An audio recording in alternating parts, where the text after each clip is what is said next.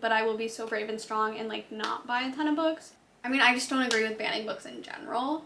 I have so much beef with Sleeping Lizzie, because tell me why I'm waking up with so much neck pain, like the crazy position she must be rolling into. To be so fair, I had this wild dream, and I am gonna talk about it because it involves books. But okay, so I was like at Walmart, as one is, and someone was like, this guy was like in love with me. Get in line. And I just met him and he was in love with me, and he went to my house, and like I guess I was having a yard sale, and he started selling he sold 2 of my Folk of the Air books, which is crazy. But what's even crazier is he told me he sold them for £20, but then gave me 2 pence. So I was like, now, I know the economy is really bad, but that doesn't make any sense. So then he's like gonna propose to me, and it's like, I just met you, so I'm gonna say no regardless. But for some reason I was really mad that the ring he picked out wasn't pink, which honestly is valid, but also not. So, because I was gonna say no anyway. And that was my incredible dream. Time to get into the video.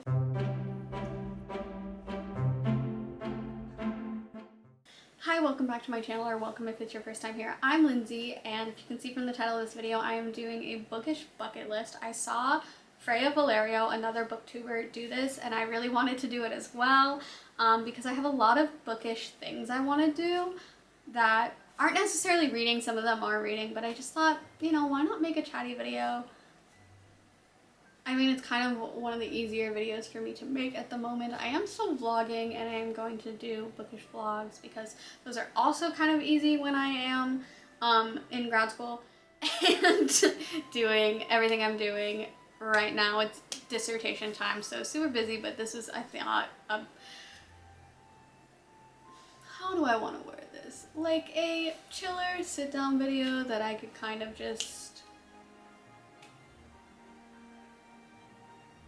that I could film while taking a break from doing my work, you know? So a lot of my bookish bucket list involves going places. Like, one of them is the London Book Street. I don't know if you've seen the Instagram reels about them. That's where I've found out about this street.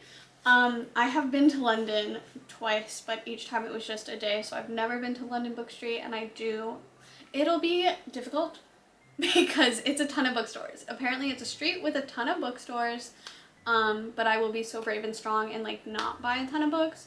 I do, however, want to visit and at least look at books and say I would like to buy that book, but I'm so brave and strong and I'm not buying that book. There is also something else I saw on Instagram Reels, a book town in Wales. So it's kind of similar, where it's a town that has like a ton of bookstores, from what I understand, from what the Reels told me. I should have done more research. Can't always depend on what Reels tell you.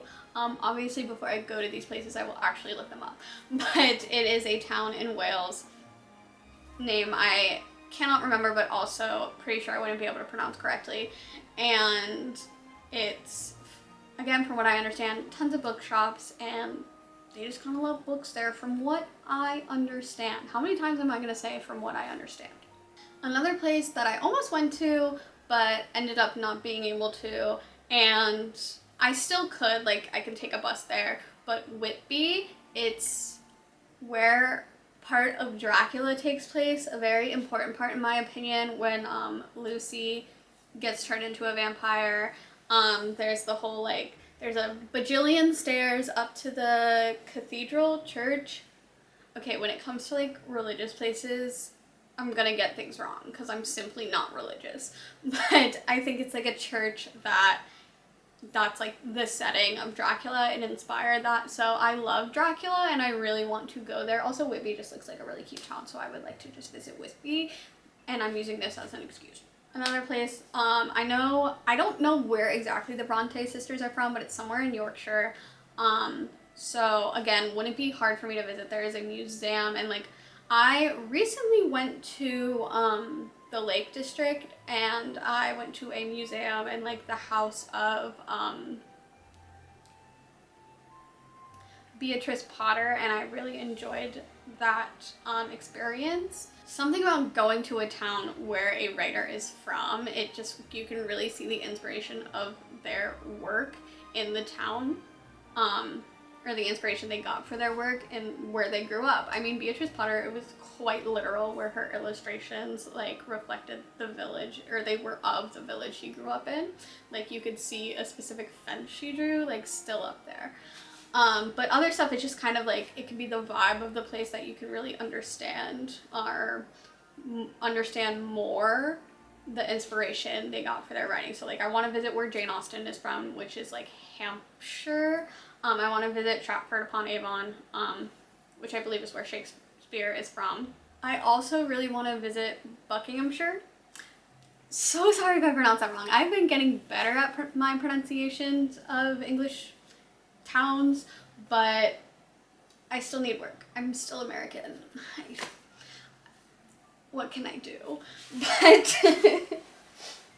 that is where one of the houses in Pride and Prejudice, where they filmed Pride and Prejudice is. I believe that is like the one where they do like a lot of Pride and Prejudice events. I could have it wrong, I know, because there's multiple houses, but I think that is the one that they'll sometimes like screen Pride and Prejudice or whatever. But I do just want to visit as many filming locations as I can for the 2005 Pride and Prejudice film, but that estate looks gorgeous and I would love to see it in person. So enough about visiting places, because there are so many places that I would love to visit. So many bookish places, so many bookstores that I see like Instagram reels for. Like I think there's one, it honestly might be in Leeds, that it's like on the water. I know, I'm 99% sure there's also one in London that's like that. I could be so wrong about this, but there's so many bookstores that I just love an independent bookstore, and also like one that kind of has a, what is the word I'm looking for? It's not like theme, but they have a little, that light went out. Why did that light go out? Why did you do that? We're just gonna pretend that it didn't. The lighting was already bad anyway, but what is the thingy I'm thinking of? Has like a shtick. That's what we're gonna call it. But moving on to the reading part of my bookish bucket list, I would like to read every banned book. You know, the states are really bad about banning books, and I am very adamant about reading banned books. I'm very passionate about it. I think if they ban a book, I want to read it, and I want to find out what it is that they don't believe in. You know what I mean? I'm from Florida. They're pretty egregious about banning books. And so growing up, like, they've gotten worse recently, of course. But growing up, a lot of my schooling, they didn't have us read the literature that my friends that I met later in life from other states had to read in school, and I would read them, like I chose to read them for myself. And while some of them, like, they're not my favorite books, but it is interesting to read these and to try to understand why they're banned. I mean, they are also banning like more modern books and a lot of like fantasy stuff. There's obviously some reasons that are like, I mean, I just don't agree with banning books in general. And I was gonna say some of the reasons are like very, oh, this is magic and Satanism, and it's like, and then other reasons, just any reason, like banning the Lorax because they're like, don't kill the planet for capitalistic gain. It's like, you know? So as someone who's very openly left, I don't agree with banning books, and I like to read banned books, so I have not read every banned book, but I am on a journey to do so, and that is on my bookish bucket list. I've talked a lot about Jane Austen already. I want to read every Jane Austen book. I've read a few. I've read Persuasion, Pride and Prejudice, and Emma. So I still have quite a bit more to read, and I would like to, because right now Persuasion's my favorite, but Sense and Sensibility could become my favorite. Like, there's so many other Jane Austen books. I also didn't write this down, but I want to read, I've never read an Agatha Christie book, and I want to read a few, because I mean, heard great things, but also just like, if I read one and don't like it, Agatha Christie has so many books. I was at a mystery bookstore the other day, and it's like an entire shelf of like Agatha Christie, that there's just so many books. So if I read one Agatha Christie book and didn't like it, I would read a few more just to make sure. But yeah, so that's also on my bookish bucket list, I guess, is to read multiple Agatha Christie books, because I haven't read any yet. I would also like to read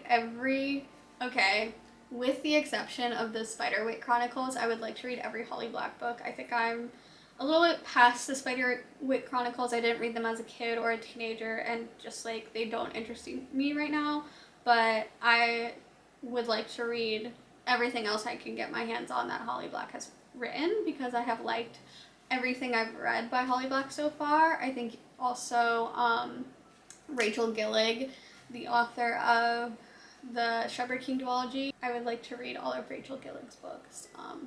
I've already talked about The Night and the Moth in my last video. I'm hoping to read that soon. I have so many books to read, guys, which is why the next thing on my bucket list is to get through the entirety of my physical TBR. I'm being realistic because my virtual TBR, the one I have on Storygraph, has like over 1,000 books on it, and I'm constantly adding things, and like some of them I go back and I'm like, I'm not gonna read that. I don't really want to read that, because I do have a lot I put on there like just out of sheer curiosity, even though I'm like, I don't think I would like this, like, but considering how long my TBR is, I can't be out here reading books I don't like just for the whimsy of it all. We love the whimsy of it all, but when it comes to reading, I can read a whimsical book and there can be whimsy with a book that I like. So really I shouldn't be reading books that I'm not gonna like for the curiosity of it all. I just decided to say whimsy. You ever do that? Finally, this going back to visiting places, I want to do this in 2 places. I want to do a bookish road trip where I visit places that have like those unique independent bookstores or the towns that authors are from on a road trip. I would like to do this in the UK, and I would also like to do this in the US, because there were specific places in the US that I wanted to visit at a time. I can't remember them right now, and that's why they are not on this list, but I had like places saved that were, again, like bookstores with a shtick, and I wanted to go like on a road trip. There's also, finally, I think it's in France, I can't remember where exactly in France, there's a bookstore that's also a cinema, and as someone who really loves books and films, like to be able to shop and watch a film at the same time, to bookshop and watch a film, I'd be getting so distracted. I'd be getting distracted by books, I'd be getting distracted by a film. It would be quite the time, but I really want to visit that place. I got so excited I started stuttering. But those are the only ones I can think of. This is probably a shorter video. I don't know how long I've been filming, but that is my bookish bucket list for now. I could always make an updated video when I think of more things, but these are the things I could think of at the moment. And if you have very specific bookish things you want to do, I want to read more Brandon Sanderson. That's another thing. I've only read one Brandon Sanderson, so I'm gonna right now put on my bookish bucket list reading more Brandon Sanderson and trying out even more genres. I feel like, tried out most genres, but I haven't tried enough like horror, because I'm a little scaredy cat, but I'll try that more. I'll do more with trying different genres, okay? So that's the last thing on my bookish bucket list. Just off the cuff, that's what I'm coming up with right now, but what a mess of a video. This is the end though. So if you like this, like and subscribe. My next video will probably be a vlog, because I have been vlogging for like the past month, like while doing my dissertation, also reading. I read Half a Soul during that vlog, as well as started another book, but I'll let you find that on the vlog. Like, subscribe, do all that. You know what's on my bookish bucket list? Getting more subscribers on booktube. Yeah, I said it. Okay, that's it. Bye!